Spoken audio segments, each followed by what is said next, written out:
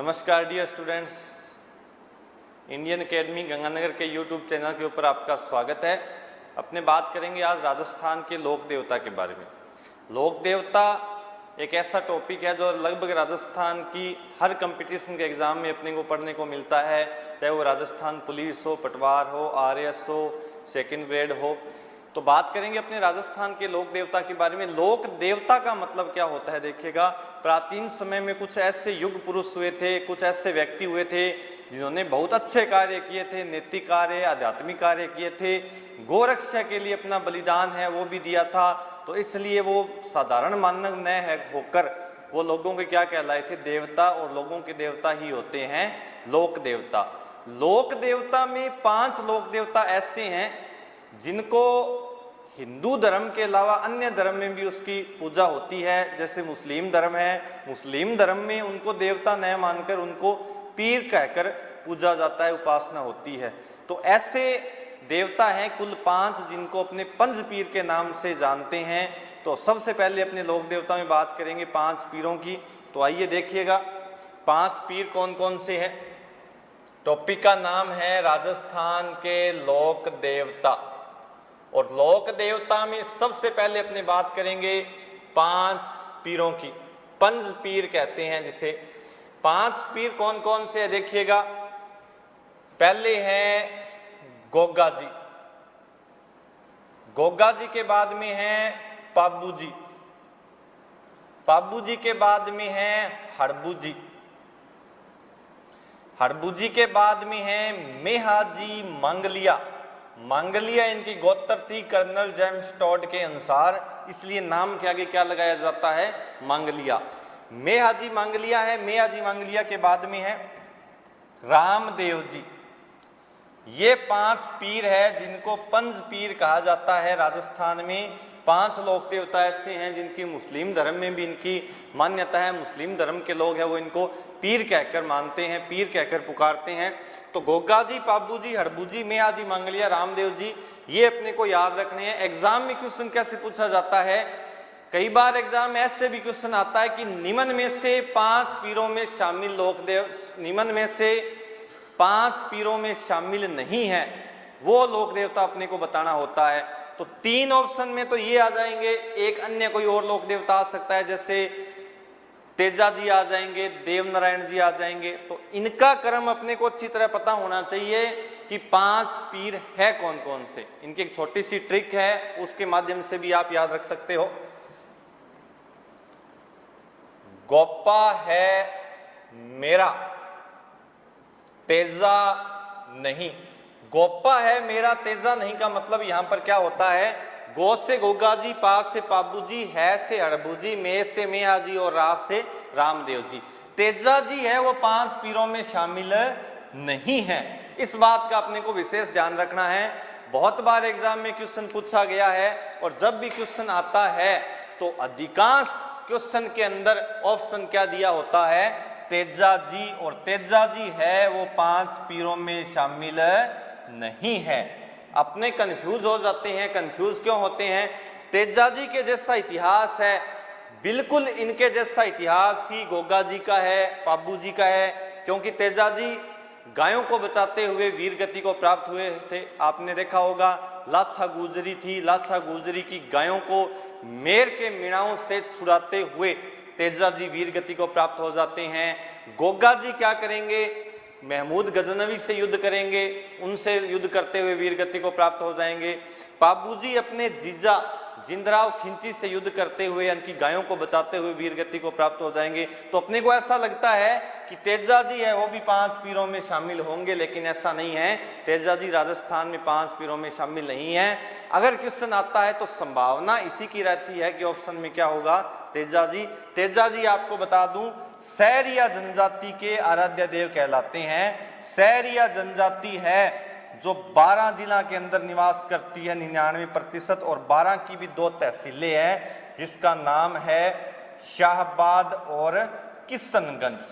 शाहबाद और किशनगंज दोनों तहसीलों के अंदर सर्वाधिक सैरिया जनजाति है वो निवास करती है। यहाँ पर एक मेला भी लगता है सीताबाड़ी। सीताबाड़ी मेला है वो सैरिया जनजाति का सबसे बड़ा मेला लगता है, इसलिए उसको कहा जाता है सहरिया जनजाति का कुंभ। सहरिया जनजाति के आराध्य देव कौन माने जाते हैं? तेजा जी। वैसे जाटों के कुल देवता है तेजा जी, आगे अपने इसके बारे में बात करेंगे। सबसे पहले अपने बात करेंगे गोगा जी के बारे में। तो यहां तक आपको समझ में आ गया होगा, रिवाइज कर लेते हैं। राजस्थान में 5 पीर कौन कौन सी हैं? गोगा जी, पाबू जी, हड़बू जी, मेहा जी मांगलिया और रामदेव जी। ट्रिक से क्या हो जाएगा? गोप्पा है मेरा। शामिल कौन नहीं है? तेजा जी। तेजा जी 5 पीरों में शामिल नहीं है, सहरिया जनजाति के आराध्य देव है वो माने जाते हैं।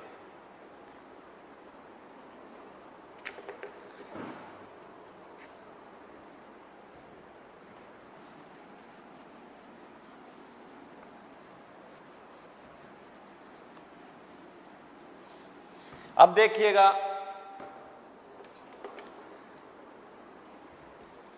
बात करते हैं गोगा जी के बारे में।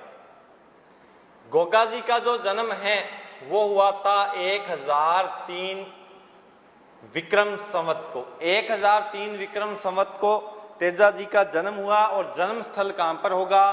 ददरेवा। ददरेवा कस्बा है चूरू के अंदर। ददरेवा चूरू में गोगा जी का जन्म हो जाता है। पिता का नाम था जेवर सिंह, माता का नाम था बाछलदे। पिता जेवर सिंह और माता कौन हो जाएगी? बाछलदे।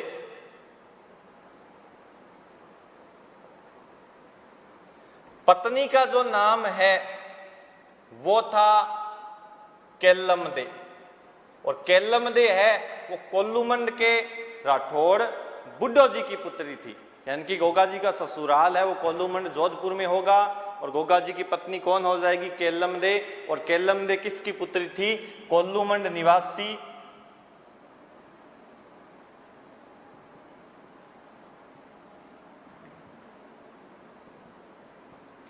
बुड्ढो जी की पुत्री।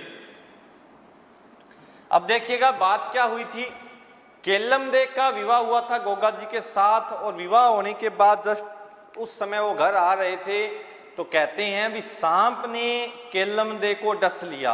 और सांप डसने से केल्लमदे की क्या हो जाती है? मृत्यु। केल्लमदे की मृत्यु हो गई।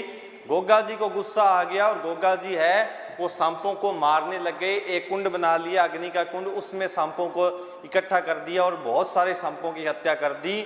उस कारण सर्प देवता है वो प्रकट हुए और कहा कि गोगा जी क्या बात हुई, आपने बहुत सारे सांपों की हत्या है वो कर दी। तो गोगा जी ने कहा कि वैसे गोगा जी भी नाथ संप्रदाय से प्रभावित थे। एक आपने नाम सुना होगा गोरखनाथ जी, आगे अपने पढ़ेंगे। गोरखनाथ जी है वो गोगा जी के गुरु थे।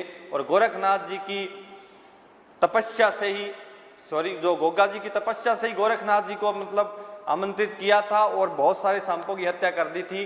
तो जब सर्प देवता आए तो सर्प देवता ने कारण पूछा तो गोगा जी ने कहा भी मेरी पत्नी की हत्या हो चुकी है सांप के डसने से। तो सर्प देवता उनसे माफी मांगते हैं और केल्लमदे को जिंदा कर देते हैं। केल्लमदे को जिंदा कर देते हैं और उपाधि दे देते हैं सांपों के देवता की। तो सांपों के देवता कहलाए थे और वरदान दिया था कि आप सांपों के देवता के रूप में पूजे जाओगे। तो सांपों के देवता भी कौन हो जाएंगे? गोगा जी। दूसरा जो इनका नाम है, उपाधि है, वो है जाहर पीर। ये उपाधि देगा महमूद गजनवी। आगे अपने युद्ध पढ़ेंगे गोगा जी का और महमूद गजनवी का। अब देखिएगा दो उपाधि हो जाएगी सांपों के देवता और दूसरी हो जाएगी जाहर पीर। पत्नी का नाम था केल्लमदे और केल्लमदे की मृत्यु हो गई थी सांप डसने से। सर्प देवता प्रकट हो जाते हैं और केल्लमदे को वापस जिंदा कर देते हैं, आशीर्वाद देते हैं और वरदान देते हैं सांपों के देवता के रूप में प्रसिद्ध होने का। अब देखिएगा इनके जो गुरु है, गुरु का नाम था गोरखनाथ। गोरखनाथ है वो गोगा जी के गुरु का नाम है। अब देखिएगा ये भी नाथ संप्रदाय से संबंधित है, नाथ थे। यहां से गु शब्द और यहां से गो शब्द, शब्द क्या बन जाएगा? गु गो। तो आपसे पूछा जाए गुग्गो शब्द किस लोक देवता से संबंधित है, तो गुग्गो शब्द किससे हो जाएगा? गोगा जी से। गु से गुरु और गो से गोरखनाथ। गुग्गो किसको कहा गया है? गोगा जी को। लेकिन अगर आपसे पूछ लिया जाए यहां पर गुंगो शब्द किससे संबंधित है, तो गुंगो जो शब्द आ जाएगा वो हो जाएगा जाम्बोजी से। बिश्नोई संप्रदाय के जो प्रवर्तक है संत जाम्बोजी कुछ समय तक बोले नहीं थे, 7 वर्ष तक लगभग, यानी कि एक शब्द भी मुंह से नहीं निकाला था, मौन रहे थे, इसलिए जाम्बोजी को कहते थे गुंगो, यानी कि गुंगो गहला। मारवाड़ में शब्द जो है ये मंदबुद्धि बालक के लिए प्रयुक्त होता है, गुंगा गहला। तो गुंगो शब्द जाम्बोजी के लिए और गुगो शब्द है वो किसके लिए आएगा, गोगा जी के लिए। अब देखिएगा आगे बात क्या होती है। इनके चचेरे भाई थे अर्जन और सर्जन। अर्जन और सर्जन ने गोगा जी की जो गायें हैं वो किसको सौंप दी, महमूद गजनवी को। गोगा जी की गायें महमूद गजनवी को सौंप दी। कई इतिहासकार तो ये बात बताते हैं कि इस बात को लेकर गोगा जी और महमूद गजनवी के मध्य युद्ध हुआ था। कई इतिहासकार कहते हैं ऐसा कुछ नहीं था। महमूद गजनवी सोमनाथ के मंदिर को जब लूटना चाहा था, उस समय मंदिर को लूट भी लिया था, उस समय उसके पास इतना धन हो गया था कि ले जाने के लिए जो घोड़े हैं उनकी संख्या, हाथियों की संख्या कम पड़ गई थी। इसलिए जो महमूद गजनवी है वो गोगा जी की गायें हैं उसको चुरा लेता है, यानी कि अधिग्रहण कर लेता है उसके ऊपर। तो इस कारण महमूद गजनवी और गोगा जी के मध्य क्या हो जाता है, युद्ध। तो ये युद्ध का कारण था, मुख्य बात यही है कि गायों को लेकर झगड़ा हुआ था महमूद गजनवी और गोगा जी के मध्य। अब देखिएगा ये जो महमूद गजनवी वर्सेस गोगा जी के मध्य जो युद्ध होगा, ये युद्ध कहां पर होगा, ये युद्ध होगा सतलज नदी के तट पर। सतलज नदी के तट पर युद्ध होगा। इस युद्ध के अंदर महमूद गजनवी के पास तो लाखों की सेना थी, लेकिन गोगा जी के पास कुल 47 ही भाई थे। समझ में आई बात, गोगा जी के पास कुल 47 ही सैनिक थे, 47 ही भाई थे। महमूद गजनवी के पास लाखों की सेना थी। तो इस युद्ध में गोगा जी है वो 47 के 47 जो सैनिक थे उनका रूप कौन ले लेते हैं, गोगा जी। यानी कि महमूद गजनवी को 47 के 47 क्या दिखाई देंगे, गोगा जी।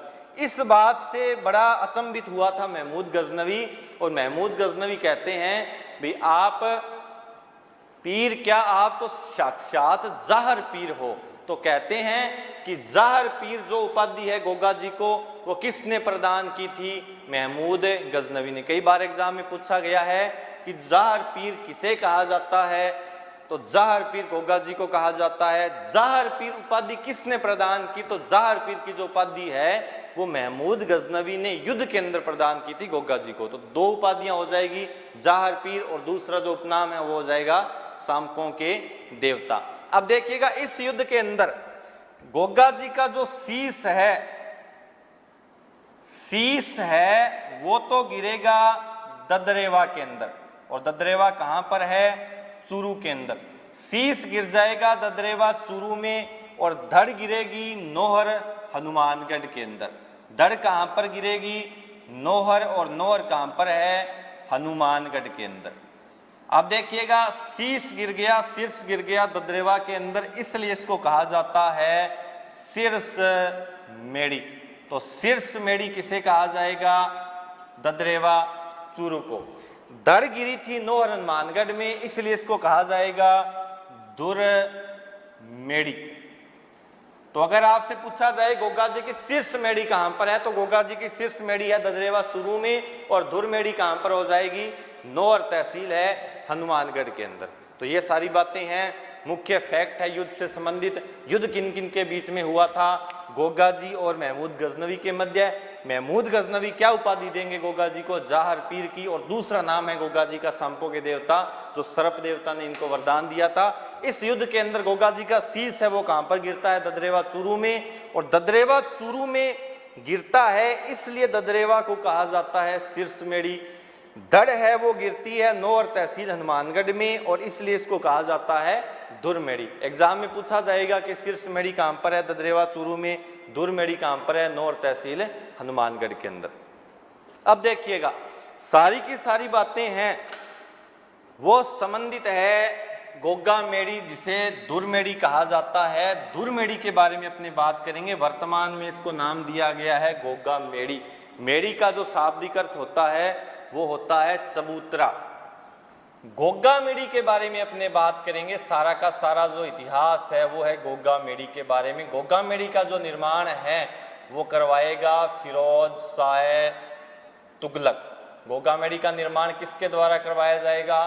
फिरोज शाह तुगलक के द्वारा। उसके बाद में इस गोगा मेड़ी का जो पुनर्निर्माण है, गोगा मेड़ी का पुनर्निर्माण यानी कि अपने कहें हिंदू शैली का जो रूप है वो कौन देगा? तो वो देगा महाराजा गंगा सिंह। महाराजा गंगा सिंह ने इसका पुनर्निर्माण करवाया था। हिंदू शैली का जो नमूना है वो महाराजा गंगा सिंह ने दिया था। इसके बाहर उर्दू भाषा में बिस्मिल्लाह अंकित है। बिस्मिल्लाह अंकित है उर्दू भाषा में। अगर आपसे पूछा जाए तीसरी मंजिल पर 9 बार अल्लाह कहां पर है, तो वो लिखा गया है विजय स्तंभ के अंदर। विजय स्तंभ है चित्तौड़गढ़ के अंदर, यानी कि जीत की, विजय की खुशी में जो स्तंभ बनाया गया था महाराणा कुंभा ने, उसके ऊपर तीसरी मंजिल पर 9 बार क्या लिखा गया है? अल्लाह। लेकिन बिस्मिल्लाह कहां पर अंकित है? गोगा मेड़ी के बाहर। और किस भाषा में है? उर्दू भाषा के अंदर। अब देखिएगा, इसकी जो बनावट है वो मकबरे नुमा है। मकबरे नुमा बनावट का मतलब होता है चारों दिशाओं के ऊपर स्तंभ, यानी कि जैसे मस्जिद की आकृति होती है वैसी आकृति है। तो गोगा मेड़ी की बनावट कैसी हो जाएगी? मकबरे नुमा। उसके बाद में इस मेड़ी के अंदर 2 पुजारी होते हैं। अगर आपसे पूछा जाए गोगा मेड़ी में कितने पुजारी होंगे? 2 पुजारी होंगे। लेकिन इससे पहले अपनी थोड़ी सी बात कर लेते हैं गोगा जी के मेले के बारे में। गोगा नवमी कब आएगी? गोगा नवमी आएगी भाद्रपद कृष्ण नवमी को। भाद्रपद कृष्ण नवमी को क्या होती है? गोगा नवमी। भादुए का महीना आएगा, कृष्ण पक्ष में नवमी को क्या आएगी? गोगा नवमी। यानी कि जन्माष्टमी के जस्ट अगले दिन बाद क्या होती है? गोगा नवमी। अब देखिएगा 2 पुजारी होंगे। तो मेरा क्वेश्चन आपसे ये है कि हिंदू पुजारी कितने माह में होगा और मुस्लिम पुजारी कितने माह में होगा? कमेंट करके बताइएगा जरा। मुस्लिम पुजारी कितने महीनों में होगा और हिंदू पुजारी कितने माह में होगा? अब देखिएगा, सीधी सी बात है, 2 पुजारी होंगे। एक पुजारी होगा मुस्लिम और एक पुजारी होगा हिंदू। ये जो हिंदू पुजारी है ये तो होगा भाद्रपद माह में, यानी कि जब भादुए का महीना आएगा, गोगा नवमी आएगी, तब हिंदू पुजारी होगा। अन्य कितने महीने बच गए? 11 महीने। और अन्य 11 महीनों के अंदर कौन सा पुजारी होगा? मुस्लिम। और इस मुस्लिम पुजारी को एक नाम दिया गया है चायल। आरएस के अंदर पूछा गया है कि गोगा मेड़ी में स्थित पाया जाने वाला मुस्लिम पुजारी क्या कहलाता है? तो क्या कहलाता है? चायल।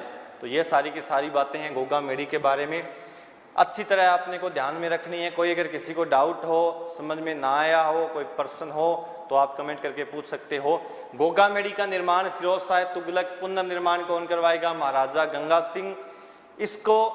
इसके ऊपर क्या अंकित है? तो क्या अंकित होगा? बिस्मिल्लाह। उसके बाद में बनावट कैसी है? मकबरे नुमा। पुजारी कितने होंगे? 2। हिंदू कब होगा? भाद्रपद माह में। मुस्लिम कब होगा? 11 महीनों में। मुस्लिम पुजारी को नाम क्या दिया जाएगा?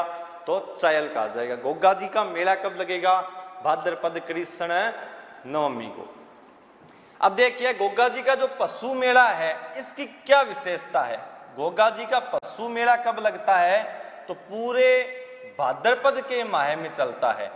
गोगा जी का जो पशु मेला है ये पूरे भाद्रपद माह में चलता है। इसकी विशेषता ये है कि राजस्थान का सर्वाधिक दिन चलने वाला पशु मेला, सर्वाधिक दिन चलने वाला पशु मेला कौन सा हो जाएगा?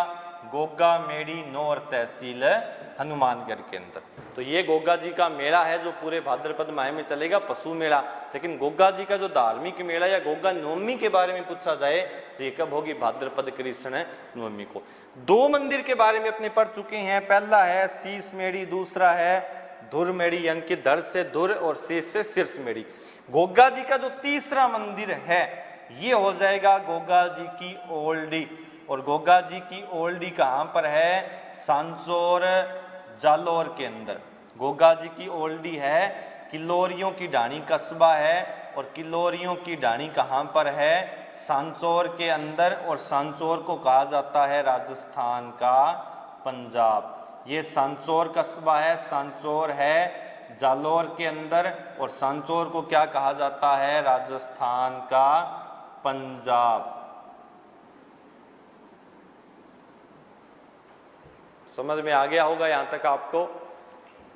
ये गोगा जी की ओल्डी है। ओल्डी का जो मारवाड़ भाषा में शाब्दिक अर्थ है उसको कहा जाता है झोंपड़ी। यानी कि गोगा जी का जो झोंपड़ी नुमा मंदिर है वो कहां पर है? किलोरियों की ढाणी कस्बा है, सांचौर है, सांचौर तहसील है जालोर के अंदर, और सांचौर को कहा जाता है राजस्थान का पंजाब। वैसे राजस्थान का पंजाब गंगानगर जिले को भी कहा जाता है। अगर ऑप्शन में सांचौर नहीं हो तो अपने तुलना कर सकते हैं गंगानगर जिले से भी, इसका भी खास ध्यान रखना। तो ये सारा गोगा जी के बारे में इतिहास है। एक शब्द और आता है गोगा रखड़ी। गोगा रखड़ी का मतलब क्या होता है देखिएगा।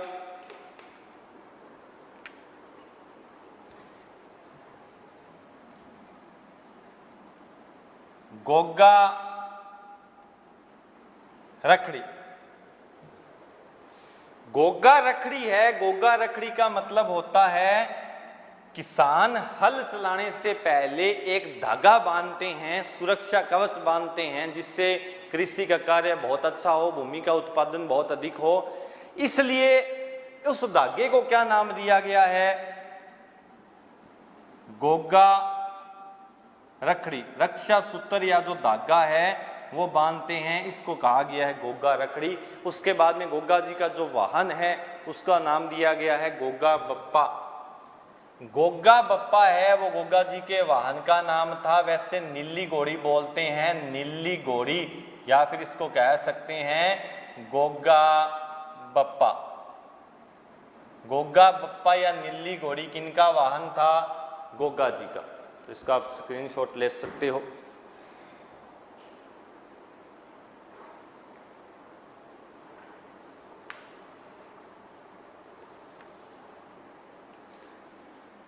तो ये सारा का सारा इतिहास है गोगा जी के बारे में, आपको समझ में आ गया होगा। मैं थोड़ा सा जल्दी से फिर आपके सामने रिवाइज कर देता हूँ। गोगा जी का जो जन्म है वो 1003 ईस्वी को हो जाता है ददरेवा चूरू में। गोगा जी के पिता का नाम था जेवर सिंह, माता का नाम था बाछल दे। गोगा जी को कहा जाता है गु से गोरखनाथ, सॉरी गुरु, और गो से गोरखनाथ। गोगा जी की पत्नी केलम दे। केलम दे कहाँ की राजकुमारी थी? कोल्लूमंड के राव बुड्ढो जी की। केलम दे को सांप ने डस दिया, सर्प देवता प्रकट हो जाते हैं, माफी मांगते हैं गोगा जी से, और क्या वरदान देते हैं? सर्प देवता का।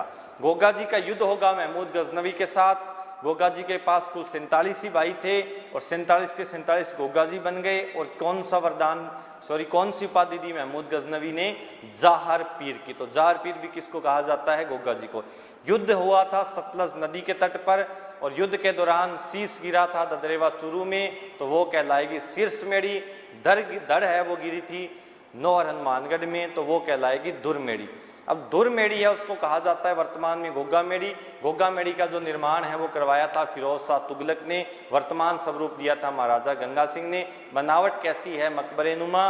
उसके बाहर क्या अंकित है? बिस्मिल्लाह। पुजारी कितने होंगे? 2, एक मुस्लिम और एक हिंदू। हिंदू कब होगा? भाद्रपद माह में, यानी कि भाद्रपद कृष्ण नवमी को क्या होती है? गोगा नवमी। मुस्लिम पुजारी होगा 11 महीनों में। मुस्लिम पुजारी को नाम क्या दिया जाएगा? चायल। गोगा जी का जो पशु मेला लगता है वो राजस्थान का सर्वाधिक दिन चलने वाला पशु मेला है। उसके बाद में गोगा रखड़ी का मतलब ये होता है कि किसान हल चलाने से पहले जो धागा बांधते हैं उसको नाम दिया गया है गोगा रखड़ी। उसके बाद में गोगा जी का जो वाहन है उसको कहा जाता है गोगा बप्पा, यानी कि घोड़ी कौन सी थी? नीली घोड़ी। गोगा जी का तीसरा फेमस मंदिर है उसका नाम है किलोरियों की ढाणी के पास, जिसे कहा जाता है गोगा जी की ओल्डी। और कहाँ पर है? सांचौर जालोर के अंदर। तो ये सारी की सारी बात है गोगा जी के बारे में। अब अपने बात करेंगे पाबू जी के बारे में।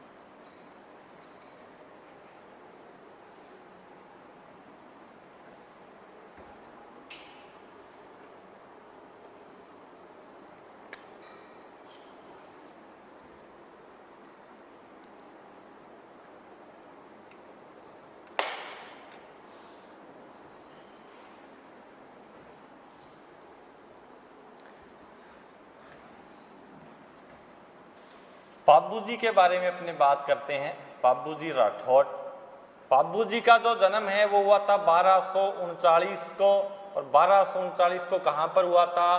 कोल्लूमंड। और कोल्लूमंड कहाँ पर है? फलौदी तहसील जोधपुर के अंदर। कोल्लूमंड में 1239 को जन्म हो जाता है पाबू जी का। पाबू जी के पिता का नाम था धांधल जी राठौड़ और माता का नाम था कमला दे। पिता धांधल जी, माता का नाम कमला दे।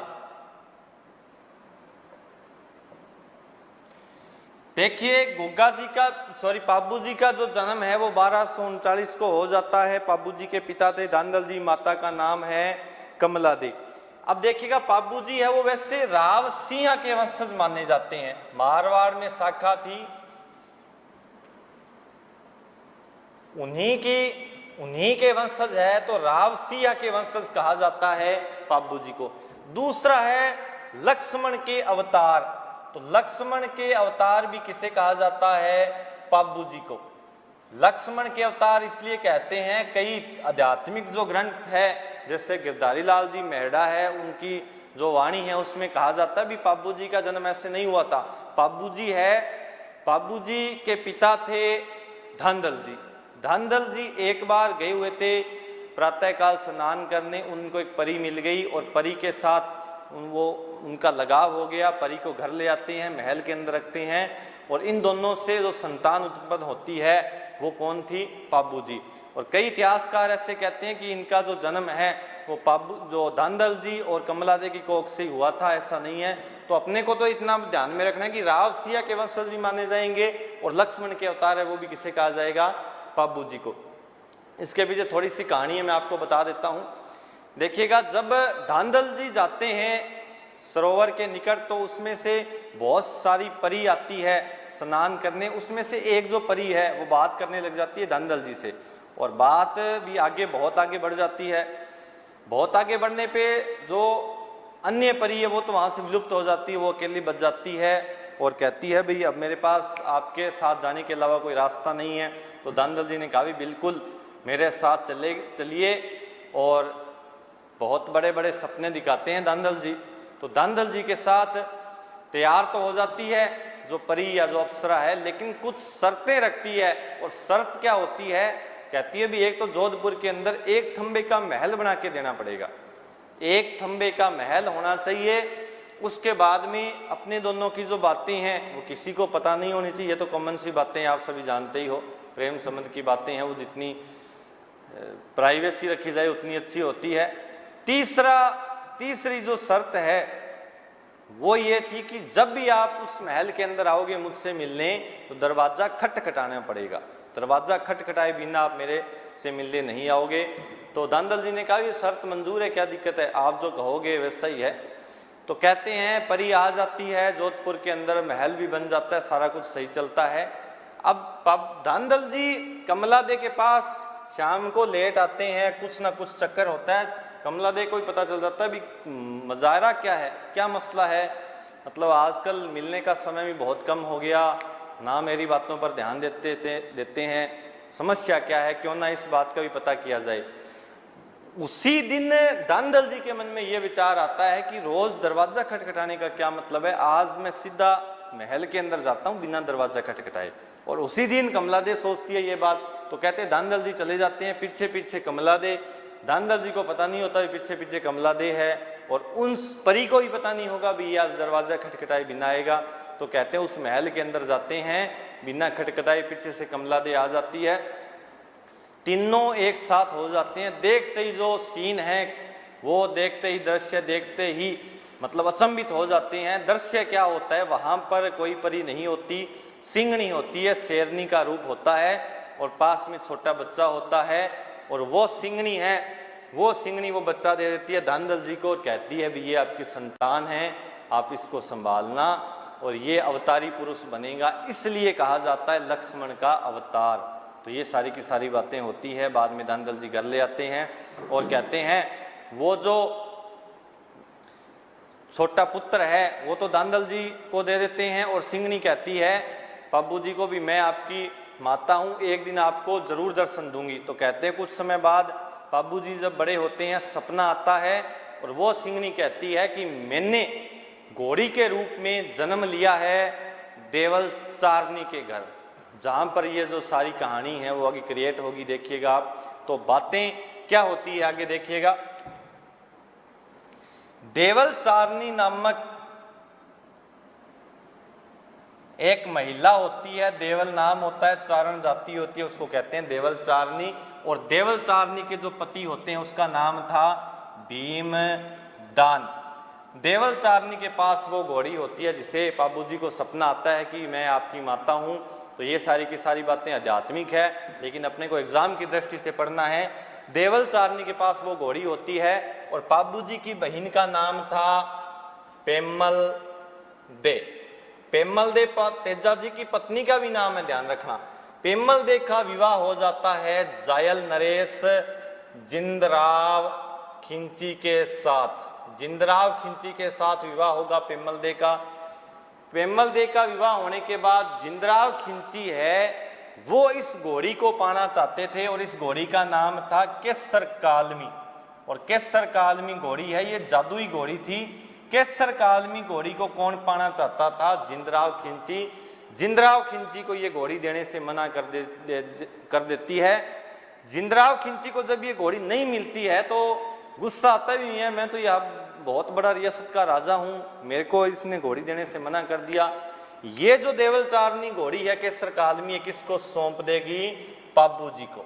अब केसर कालमी घोड़ी किसके पास आ जाएगी? पाबू जी के पास। पाबू जी के पास आ जाएगी, इस बात से गुस्सा कौन हो जाएगा? जिंदराव खिंची। जिंदराव खिंची सोचता है भी बहुत बड़ा राजा था रियासत का, मुझको घोड़ी नहीं दी गई, लेकिन घोड़ी किसको दे दी? पाबू जी को। अब क्या होगा? पाबू जी की पत्नी होगी जिसका नाम था फुल्लन दे।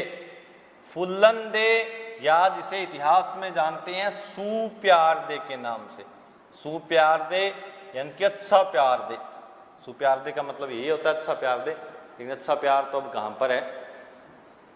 फुल्लन दे सुप्यार दे है, इसके साथ विवाह हो जाता है। ये कहां की राजकुमारी थी? सोडा सिंह की पुत्री थी अमरकोट। अमरकोट है वर्तमान में पाकिस्तान के अंदर, जिसको अमराला के नाम से भी जानते हैं। फुल्लनदे अमरकोट की राजकुमारी थी। पाबूजी का विवाह होगा फुल्लनदे या सुप्यारदे के साथ। पाबूजी जब बारात लेकर आएंगे फुल्लनदे के पास यानी कि अमरकोट, तब जिंदराव खिंची पाबूजी के विवाह में नहीं आया था। जिंदराव खिंची के मन में यही था कि जब पाबूजी का विवाह होगा तब मैं देवल चारनी से बदला जरूर लूंगा। जब पाबूजी अमरकोट चले जाते हैं, पीछे से जिंदराव खिंची क्या करता है? गायों को चुरा लेता है, यानी कि किसकी गायों को? देवल चारनी को। देवल चारनी जब अमरकोट पहुंचती है तो कहते हैं उस समय पाबूजी का विवाह हो रहा था। पहला फेरा लिया था, दूसरा लिया था, तीसरा लिया था, चौथा फेरा आधा ही लिया था। और इतने में आवाज किसकी सुनाई देती है? देवल चारनी की। देवल चारनी कहती है, हे बाबू मेरी गायें तो जिंदराव खिंची ले गया, आप गायों को छुड़ाइए। तो कहते हैं पाबूजी को जब ये घोड़ी दी गई थी उस समय देवल चारनी ने कहा था कि जब भी मेरी गायों के पर संकट आएगा या सामाजिक उत्थान के लिए कोई भी कार्य करना पड़ेगा तो आप तैयार रहोगे। और पाबूजी ने भी वचन दिया था कि जब भी गायों पर संकट आएगा या कोई सामाजिक कार्य होगा तभी मैं इस घोड़ी का प्रयोग करूंगा, मैं इस घोड़ी का दुरुपयोग नहीं करूंगा। तो पाबूजी कहते हैं 3.5 फेरे लेते ही बीच में जब आवाज सुनाई दे देती है देवल चारनी की, जो हथ लेवा है वो छोड़ देते हैं, गंठ जोड़े की जो गांठ है वो खोलने लग देते हैं, पूरा जो अमराला है वो हाल उठता है। अब पाबूजी क्या करेंगे? पाबूजी विवाह बीच में छोड़ देंगे और बीच में छोड़कर देंचू नामक कस्बा है, और देंचू कहां पर है? जोधपुर के अंदर। देंचू नामक कस्बा जोधपुर में चले जाएंगे। यहां पर युद्ध किसके साथ होगा? जिंदराव खिंची के साथ। जिंदराव खिंची के साथ युद्ध होगा और इस युद्ध में पाबूजी है वीर गति को प्राप्त हो जाएंगे। कहते हैं पाबू जी ने लगभग हरा दिया था, लेकिन छल से धोखे से जिंदराव खिंची ने भाला मार दिया, पाबू जी की मृत्यु हो जाती है। पाबू जी वीर गति को प्राप्त हो जाएंगे। तो अगर आपसे पूछा जाए पाबू जी युद्ध करते हुए किस स्थान पर वीर गति को प्राप्त हो गए, देंचू नामक, और देंचू नामक कस्बा कहाँ पर है, जोधपुर के अंदर। अब पाबू जी का इतिहास है, देखिएगा यहाँ तक आपको बातें समझ में आ गई होगी। मैं दोबारा रिवाइज कर देता हूँ। पाबू जी का जन्म 1239 को कोल्लूमण जोधपुर में हुआ। पाबू जी के पिता का नाम धांधल जी, माता का नाम कमला दे। पाबू जी की पत्नी का नाम फुल्लन दे या सुप्यार दे, जो कहाँ की राजकुमारी थी, अमरकोट। अमरकोट वर्तमान में कहाँ पर है, पाकिस्तान। पाबू जी को जो घोड़ी दी गई थी उसका नाम था केसर काल में, किसने प्रदान की, देवल चारनी ने। पाबू जी का जब विवाह हो रहा था तो देवल चारनी की गाय किसने चुरा ली, जिंदराव खिंची ने। जिंदराव खिंची क्या था, पाबू जी का बहनोई। अब इस बात को लेकर युद्ध होगा। युद्ध होने पर पाबू जी वीर गति को प्राप्त हो जाएंगे। वह कस्बा कौन सा होगा, देंचू। देंचू कहाँ पर है, जोधपुर में। इसका एक स्क्रीनशॉट ले लीजिए। उसके बाद में जो अन्य ऐतिहासिक बातें हैं पाबू जी के बारे में, उसके बारे में अपनी बात करते हैं।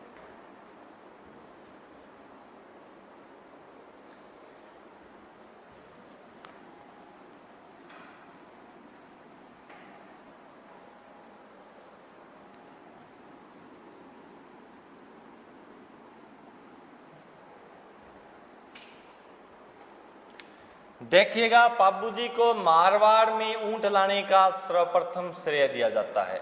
मारवाड़ में ऊंट लाने का श्रेय किसको दिया जाएगा, पाबू जी को।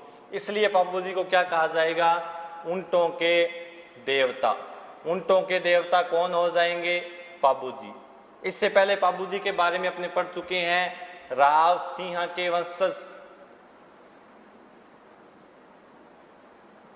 लक्ष्मण का अवतार,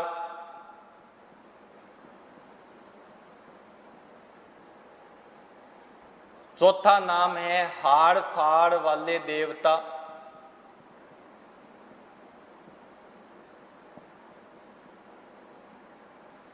ऊंटों के देवता, राव सिंह के वंशज, लक्ष्मण का अवतार और हाड़ फाड़ वाले देवता किसे कहा जाएगा, पाबू जी को।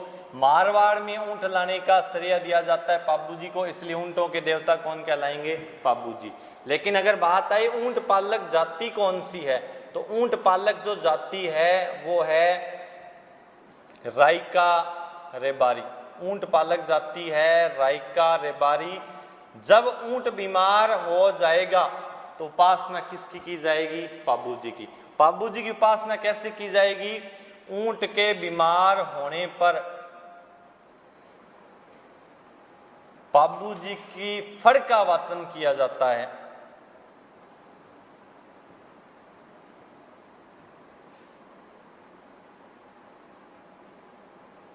अब ये फड़ कला का मतलब क्या होता है, ये बहुत फेमस कला है राजस्थान की फड़ कला। किसी लोक देवता, किसी वीर पुरुष की चित्रित गाथा करना, उसका इतिहास है, वो चित्र बनाकर एक कपड़े के ऊपर लिखना, उस कला को क्या नाम दिया जाएगा, फड़ कला। फड़ कला का प्रसिद्ध केंद्र है शाहपुरा भीलवाड़ा। पाबू जी की फड़ का वाचन करेंगे और करेगा कौन, राइका रेबारी। और कब करेंगे, जब ऊंट बीमार हो जाएगा। किस वाद्य यंत्र के साथ, यानी कि वाद्य यंत्र कौन सा होगा, तो वाद्य यंत्र होगा रावण हत्ता। रावण हत्ता वाद्य यंत्र किस श्रेणी का है, तत् श्रेणी का, जो तार से बजाया जाता है। रावण हत्ता वाद्य यंत्र के साथ पाबू जी का फड़ का वाचन किया जाएगा। और कब किया जाएगा, ऊंट के बीमार होने पर। किस जाति के द्वारा, राइका रेबारी जाति के द्वारा। तो ये सारी बातें हैं, इसलिए पाबू जी को कहा जाता है ऊंट का, ऊंटों के देवता। मारवाड़ में सबसे पहले ऊंट लेकर आए थे पाबू जी। पाबू जी का जो अंतिम नाम है वो है प्लेग रक्षक देवता। प्लेग रक्षक देवता क्यों कहा जाएगा, क्योंकि जब ऊंट बीमार हो जाता है, ऊंट का एक रोग होता है सर्रा, बहुत जल्दी फैलता है। मारवाड़ में उसको, उस रोग को नाम दिया गया है प्लेग। और प्लेग रोग यानी कि सर्रा रोग है, वो किससे ठीक होता है, जब पाबू जी की उपासना करेंगे, पाबू जी की फड़ का वाचन करेंगे। इसलिए पाबू जी को कहा जाता है प्लेग रक्षक देवता। वैसे जो प्लेग रोग है वो मनुष्य में चूहों के द्वारा फैलता है, लेकिन यहाँ पर ऊंटों का जो रोग है उसको भी क्या कहा जाएगा, प्लेग। और प्लेग रक्षक देवता कौन से हो जाएंगे, पाबू जी। पाबू जी है, पाबू जी का जो मेला है वो मेला लगेगा चैत्र अमावस्या को। पाबू जी का मेला कब लगेगा, चैत्र अमावस्या को। चैत्र अमावस्या को कहां पर लगेगा? कोल्लूमंड जोधपुर के अंदर। प्रसिद्ध बात क्या है? थाली लोक नृत्य। थाली लोक नृत्य किस वाद्य यंत्र के साथ किया जाएगा? तो थाली वाद्य यंत्र के साथ किया जाएगा। चैत्र अमावस्या को मेला लगेगा पाबूजी का कोल्लूमंड जोधपुर में। कौन सा नृत्य किया जाएगा? थाली लोक नृत्य। जैसे रामदेव जी के राधना में 13 ताली नृत्य किया जाता है, किस वाद्य यंत्र के साथ किया जाएगा? थाली वाद्य यंत्र के साथ। पाबूजी की जो फड़ है, उस फड़ के बारे में क्या प्रसिद्ध बातें हैं? पाबूजी की फड़ है वो सबसे लोकप्रिय, यानी कि पढ़ने में इंटरेस्टिंग, लोकप्रिय और प्रसिद्ध फड़ है। या आपने कह सकते हैं चांदी से निर्मित। और चांदी से निर्मित कैसे हो जाएगी? कपड़े के ऊपर चांदी का वर्क किया गया है, इसलिए चांदी से निर्मित फड़ भी किस लोक देवता की कहा जाता है? पाबूजी की। तो ये सारी बातें हैं पाबूजी के बारे में। पाबूजी के प्रतीक चिन्ह देखिएगा, प्रतीक चिन्ह एक तो है भाला लिए हुए अश्वारोही, भाला लिए हुए घोड़े पर सवार, किसका प्रतीक चिन्ह है? पाबूजी का। दूसरा है बाईं ओर झुकी हुई पाग के लिए,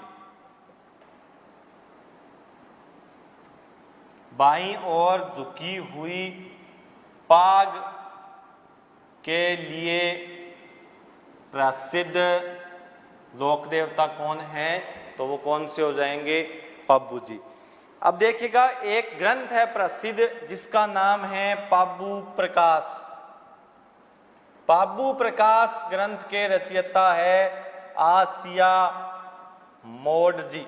आसिया मोडजी ने ग्रंथ लिखा था, उसका नाम था पाबू प्रकाश। लेकिन अगर आपसे पूछा जाए पाबूजी के जो पवाड़े हैं, पवाड़े का मतलब होता है गीत, वो किस वाद्य यंत्र के साथ वांचे जाते हैं? तो वो वांचे जाते हैं माठ वाद्य यंत्र के साथ। कहते हैं ना पवाड़ा पा दिया, पवाड़ा का मतलब वो गीत ही होता है, पंगा नहीं होता। उसको अपने बोलते हैं कि पंगा हो गया, ऐसा नहीं है। पवाड़ा पाना यानी कि ये गीत बोलना है। और पाबूजी का जो गीत है वो किस वाद्य यंत्र के साथ गाया जाता है? तो वो गाया जाता है माठ वाद्य यंत्र के साथ। उसके बाद में पाबू प्रकाश जो ग्रंथ है उसके रचयिता कौन है? तो पाबू प्रकाश के रचयिता है आसिया मोडजी। और प्रसिद्ध जो वाहन है, फेमस वाहन प्रसिद्ध, ये बहुत फेमस बात है केसर कालमी, क्योंकि वाहन का नाम है वो अलग से पूछा जाता है। या तो ऐसे पूछा जाएगा निमन को सुमेलित कीजिए, गोगा जी के आगे गोगा बप्पा, रामदेव जी के आगे नीला घोड़ा, और बाबू जी का केसर कालमी। तो अपने को ध्यान रखना है। तो ये सारी बातें हैं बाबू जी के बारे में, स्क्रीनशॉट ले सकते हो आप।